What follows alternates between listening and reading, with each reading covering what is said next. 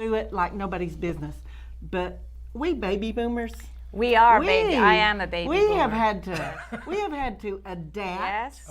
We've had old paradigms and adapt so many times in our life, haven't we? Absolutely. Hasn't that happened though with every generation? Because you know, you've heard when we were younger, we're all only 29. I like that giggle and stop laughing at home. But how we actually heard our parents say, you know, blah blah blah about your generation. Your generation didn't know what my generation was. That happens with every generation. And you know, the beautiful thing is. You know, think of the people who were after our ages who created this stuff that we're on. I know. It's fabulous. I give a shout out to them. Thank you very much for being attuned to what the Spirit was leading them to do in the industry to help technology and yada, yada, yada. You know, that makes me think back of my grandmother. My grandmother died when she was 89 years old, and I thought she saw electricity put in her house. She was the first person in her neighborhood to have an ice box and then a refrigerator. And granted, she did own a grocery store. And but the microwave, the television, cable television, I just told someone the other day that I remember when cable, we were the first people in the neighborhood to have cable, we had 9 channels. Yes. And before that, if you just had regular TV, you had 3 channels, and cartoons were only on Sunday mornings. And I'll say to that, Oh, I dear. remember a time when in the religious circles will say, they said, oh, television is of the devil, if you prescribe to the devil. And they said television was of the devil, and they were saying that, in other words, the technology that they didn't understand was of the devil. Well, then it turned that television became one of the biggest tools for churches and religious organizations. Now look, you know, you heard 10 years ago people say, well, I'm not into computers. I told my mother, you better be, because it's going to leave you in the dust. But thankfully, we have been receptive to new things that are coming down the pike. And what a blessing we've had during this COVID-19 time. Although we had to shut our doors physically, we opened up our virtual doors. And we now have over 100,000 followers on Facebook, and we have people who join us not only from all over the United States, but from all over the globe, all over the world. People join us at different times throughout the week, and it's just amazing to know that our message is getting out to that many people. And I do want to say, because I'm an immigrant to the United States, and when I immigrated right in 1989, it was a really very lonesome process, because I left my family in Ireland, and I would telephone or whatever. That's the only technology that was really available. And now I have to tell you, I FaceTime, I see my family in Ireland, in France, and I don't feel that longing that I used to feel as an immigrant. I think what a blessing it's been. It has been, yes. In '89, how much did you pay for a long-distance telephone call? A lot of money. And now you can do it for free. And I would call home in Ireland, and it's still one of those old-style phones, and they never telephone me because it was too expensive, because every minute was a cost. And now we dial in over the internet. I use WhatsApp, and it's free. I don't know if anything really is free, but that's another story. But it's just for me as an immigrant, and I grew up speaking Gaelic, and I missed speaking Gaelic and connecting with Gaelic speaking communities. And now I get to watch the news from Ireland as often as I need. I get it all live streamed or recorded, and I don't miss that connection anymore. You know, because sometimes I'd go home after maybe 2 years, go back to Ireland, and everything would seem so strange and different. But now I don't have that experience anymore. And that's technology. We've had some Sunday morning watchers from Ireland, so maybe they were your family. They are, because I was a teacher in Ireland. I lived there until I was 27 years of age. I was a teacher in Dublin, in Cork, and when I immigrated, I was also a teacher in Kansas City, and I was also a teacher in Dallas, Fort Worth, in the Hurst Julius Bedford. And so I have a lot of students that I taught as an elementary and middle school teacher, and then the last 18 years as professor. So I do have a lot of people who know who I am. So, and every once in a while I'll get a message on Facebook that'll go, is that you, Miss Curtin? I think it might be you, but I'm not sure. And I got a message from a second grader who I thought is a second grader who's now, I don't know, maybe 40. I don't know. Yes. The person's like 8. He's mature now. But yes, so to me, it's been amazing. And I was previously married and had another name. I don't know if any of you can relate to that. And so they were able to somehow figure out my voice, you see. My voice gave it away. Fabulous.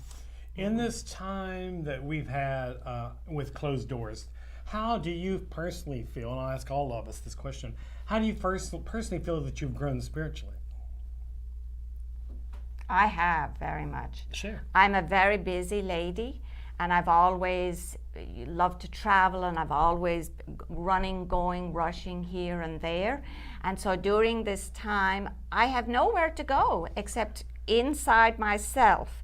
And what I have found is that the more I stop, I'm a yoga teacher, so I do know a lot about meditation, not necessarily good about practicing it. So what I have found is I've started to practice the things that I've been teaching others, and I've started to develop this stillness within myself, stopping, praying more, doing more meditation, and just noticing the little things around me. When I look out the window, maybe the trees, the seasons. So that's how it has stopped me rushing and running into the future for something that I should be planning or preparing for, and has just brought me into this present moment. Nice. Kimberly? One of the things that I feel that I've really grown at is my patience. I have learned to be patient, just like this morning. We were waiting on you all to join us.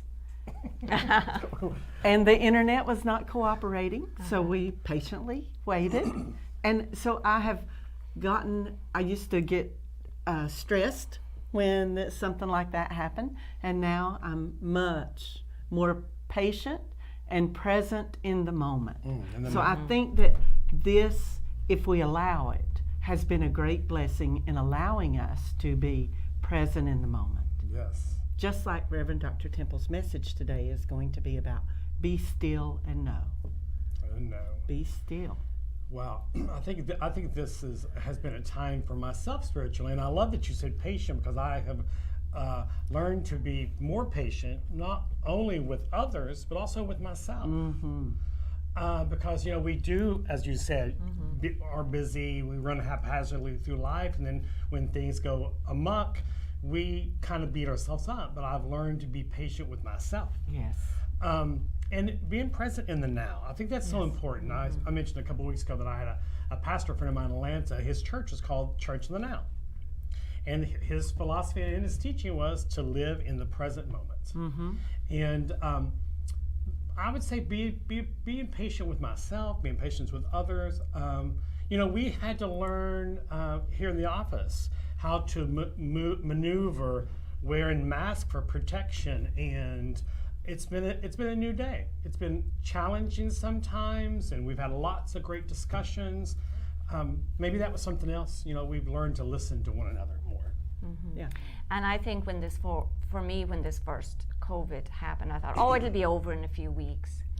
And then a few weeks, and then it's 2 months. Oh, it'll be over in a month. And then I finally stopped. Doesn't matter. It doesn't matter if it's ever over. All that matters is what we're doing right here and right now, and living this moment, exactly.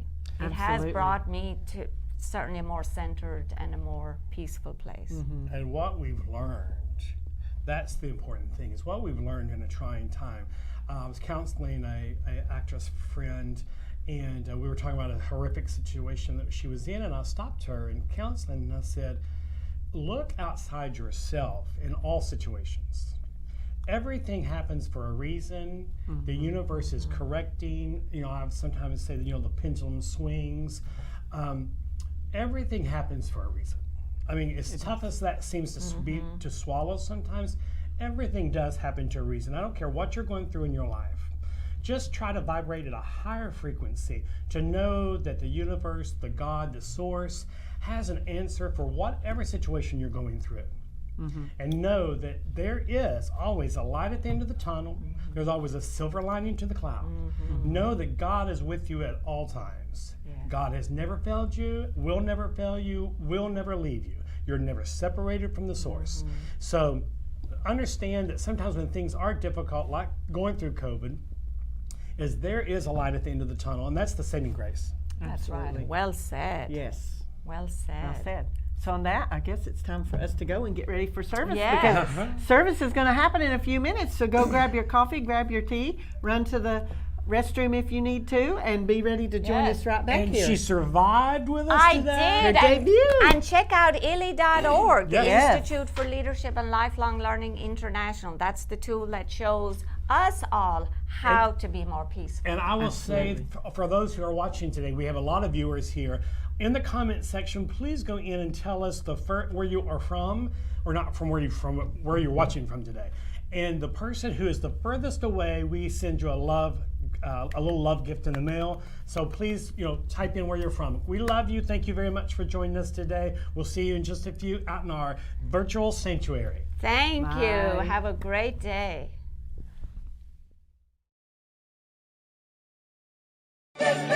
Keeps on lifting me, keep on lifting me higher, higher. There's the giving of love, and there's often the act of giving a love also through financial support. You love your spiritual community, and you show it in a myriad of ways.